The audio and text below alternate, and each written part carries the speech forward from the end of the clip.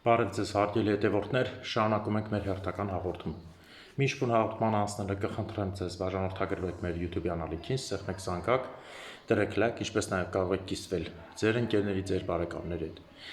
Կարող եք կիսվել բարձր դասանի երեխաների եւ ուսանողների հետ, քանի որ իմ հաղորդումը զարգացնում է վերլուծելու եւ տրամաբանելու ունակությունը։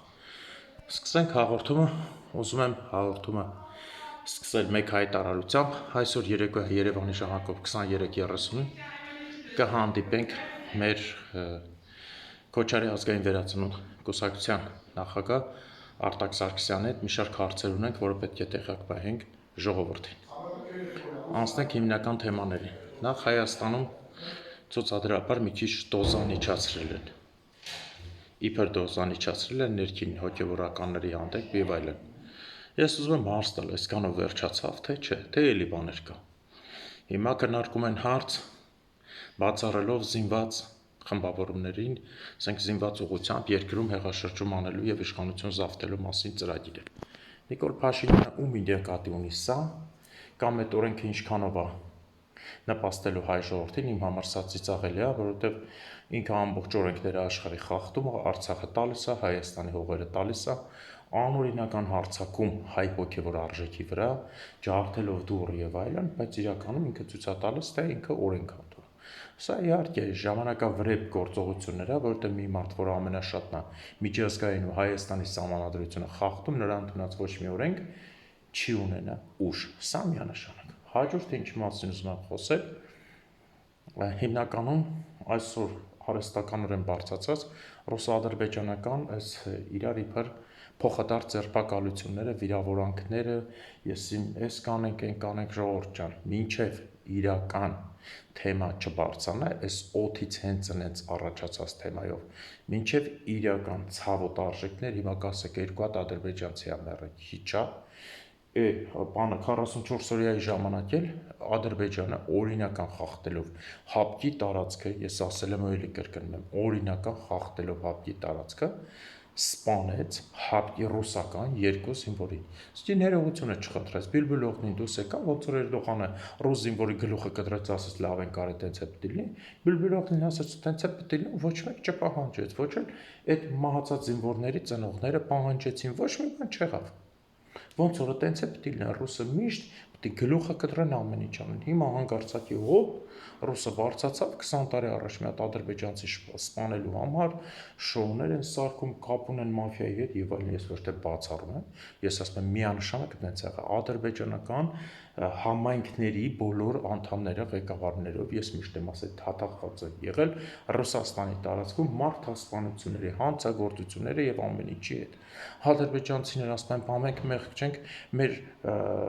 ինչ էր կռոկուսը վառեցին, ձեն չանենք, ինքնաթիռը խփին, ձեն չանենք, այն Քամրանն ադառել մարդ եւ մյուսներով հիմա սկսել են սպանել, ձեն չենք անելու, ռուսները ձեր հանդեպ եթե գցենք sense իրականությունա դա ոչ թե շոու մեղք չէ, ռուսական զինվորներին սպանեցիք, ձեն չհանին, ռուսական զինվորներին Արցախում գնդակ արեցիք, բառացի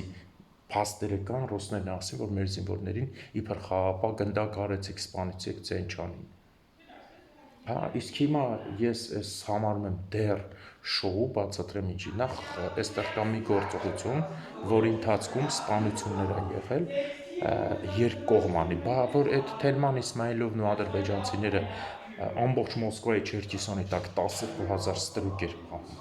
բայց մեղք չէին, որ ամբողջ Ռուսաստանում, Լենինգրադում 35 ստրուկ մեկը տան մեջ էր պահում, պատվալում աշխատացնում ադրբեջանցի, 160 հոգի մեր բանում հեռավոր արևելքում սպանվեցին այդ բայարաշնիկների հետ, որ խառնել էին տեխնիկական սպիրտը,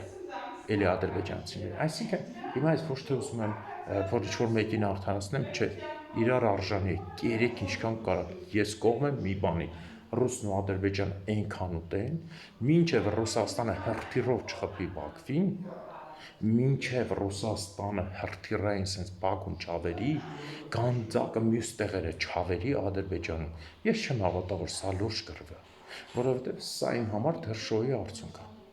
Արանքն է վրացի կեղտոտ ջրի մեջ ծուկա որսում, Հայաստանի ու Ադրբեջանի քաղաքացիներին իբր ձևական ռուսների հետ երկու հոգով դեպորտ արել, թե դու վրացի, դու ինչ եղավ նարկաման, որ հայերին է կամ մյուսին թքած ունեմ ադրբեջանցու վրա դեպորտ արել։ Այսինքն եւ կա այստեղ մի տարբերակ, որը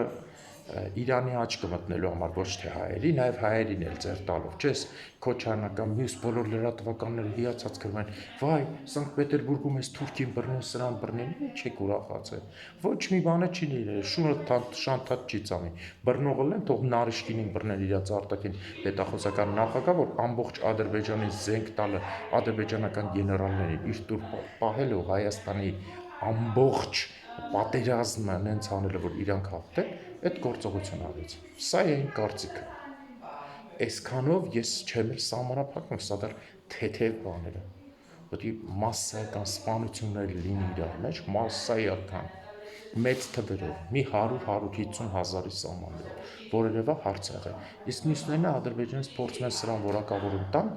ասելով, որ իբր թե բան ա եղել։ Հա, մենք որ Իրանի հանդեպ դեմ ենք եղել, Իրանն էլ ապացույց չի ստացել։ Ռուսը դրա համար է խփում։ Այս մեկը ավելի հնարավոր է։ Ռուսը, քանի որ չօգնեց Իրանին, բառացի երևում է Իրանն էլ հայտարարել, փորձում է հիմա, ես ասել եմ, չես պատերազմում մեկը պիտի խաղության նոխաս դառնալ։ Սա Ադրբեջանն է, բայց այսպիսի միամիտ ձևով սա ուղղակի խաղության նոխաս չի։ Սա սովորական իրանց երկրում ապրող Ռուսաստանի քաղաքացի ադրբեջանցիներին